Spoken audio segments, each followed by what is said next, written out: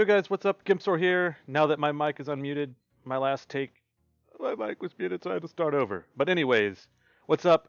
We got another 2.6.1 build guide coming your way. This right here is the T13 Wave of Light Speed Farming Monk. This build isn't going to be as fast, in my opinion, as the Tempest Rush or Sunwuko LTK Monk. But if you like seeing big numbers and clearing the whole screen at once, this will probably be the build for you. So let's go over the armor pieces and gear that you need, and then we'll go run down on what stats you want on them. So, like I said, this is another Sunwuko build. You'll be running 5 pieces of Sunwuko, which is going to be shoulders, gloves, chest, pants, and amulet. You will be utilizing Sokrin's Gaze for your helmet, Pinto's Pride for your bracers, Kiyoshiro's Soul for your belt. Your rings will be Convention of Elements, Ring of Royal Grandeur. Boots will be the Crudus boots, and for weapons you will run Ingiam and Vengeful Wind. A substitute for Vengeful Wind is Kiyoshiro's Blade. In testing, since I'm doing everything at 800 Paragon to make it all fair instead of spending all my Paragon points, I'm not seeing much of a difference between Vengeful Wind and Kiyoshiro's Blade. But if the numbers add up properly, with Vengeful Wind giving you 10 stacks of your Sweeping Wind here, it should yield more damage, but I'm not seeing it on T13. But just keep that in mind that, so as long as you have an Ingiam, Vengeful Wind, or Kiyoshiro's Blade, are two viable options for your other weapon slot.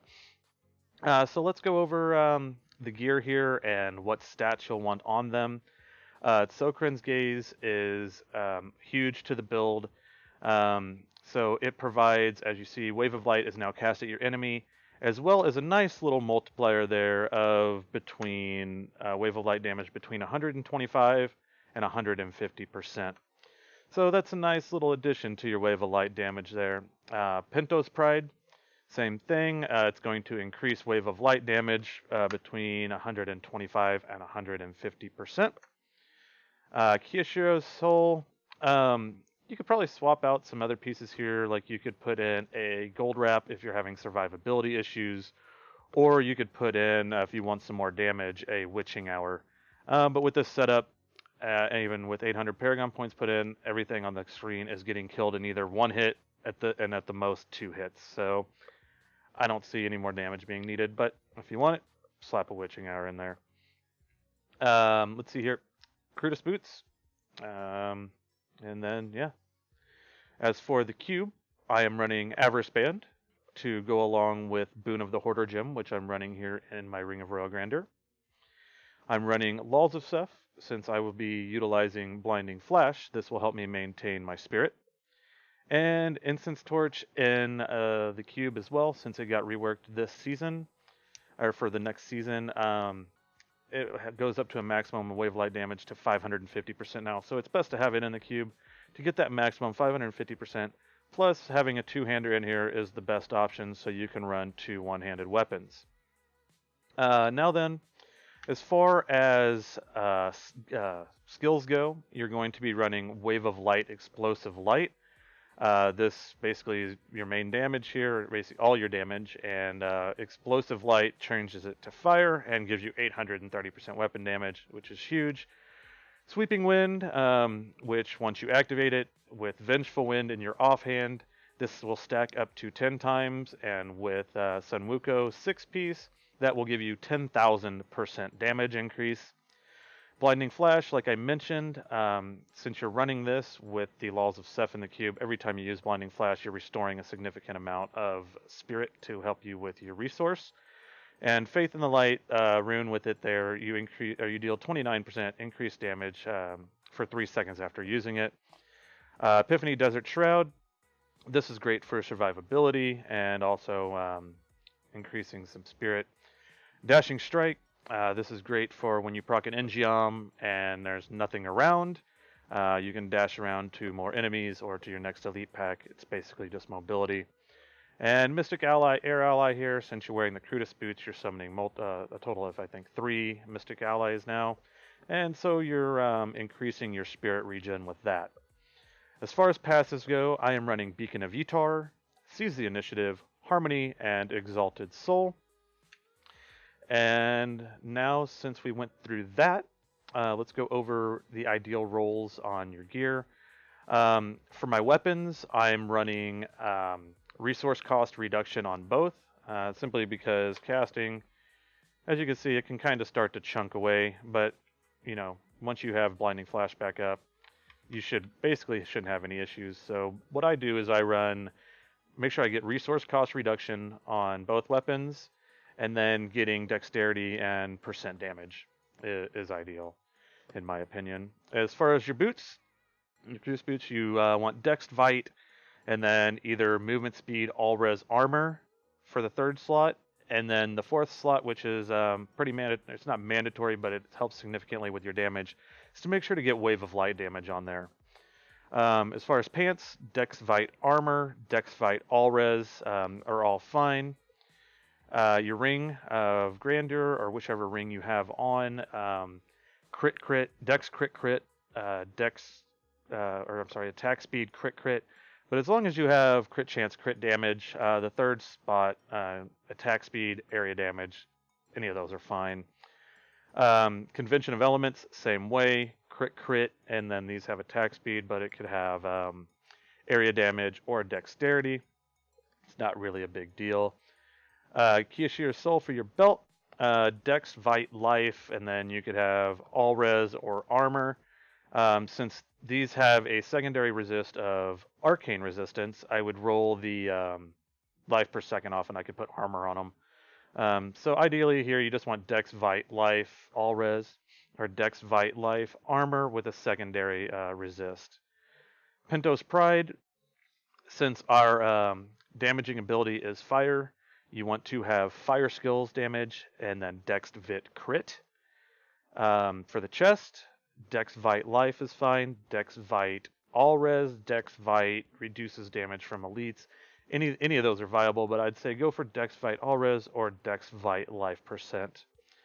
As far as gloves, same thing here. As long as you have crit on them, as you can see here, dexterity and attack speed, or you could have, Dex crit area damage.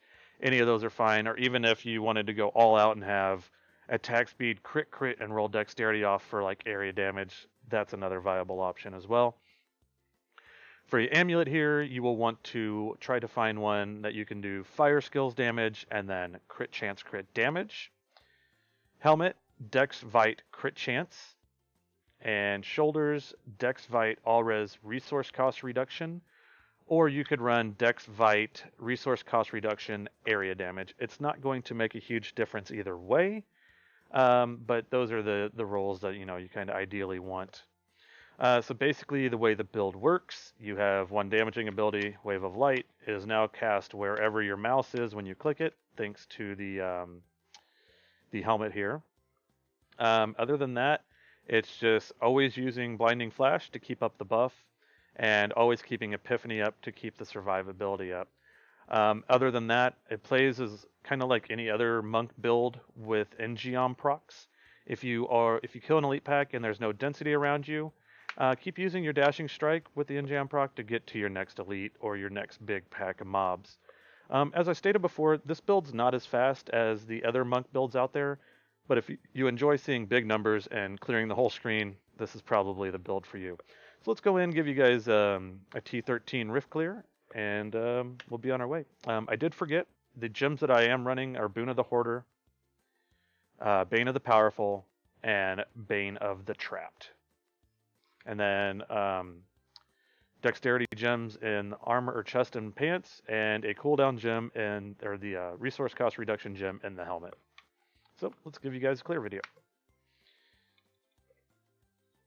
As you can see, Elite's already dead. With the Boon of the Hoarder and Avarice Band, pickup radius is increased, so I don't have to stop and pick up any health globes or progress globes, since they will be my pickup radius is maxed out. So pretty much anything within 30 yards will be gathered up. And as you can see here at 800 Paragon, I have no augments, and a lot of my pieces are ancient, but I mean, this isn't something that you wouldn't be able to get within easily the first week. So let's finish clearing up here and give you guys an idea of, you know, exactly how fast it can clear and what to look forward to.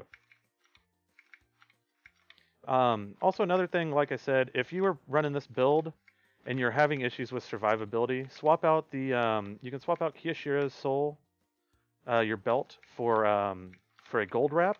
And since you're picking up all this gold, you'll be pretty much indestructible with the gold wrap, because picking up gold, you gain armor equal to the amount of gold picked up. So, but with this pretty much nuking everything on the screen as soon as it's there, you basically don't have to worry about much unless you run into, like, say, a grotesque explosion or molten or something of those lines. So as you can see there, that was probably, what, a 1.5 minute rift, if that.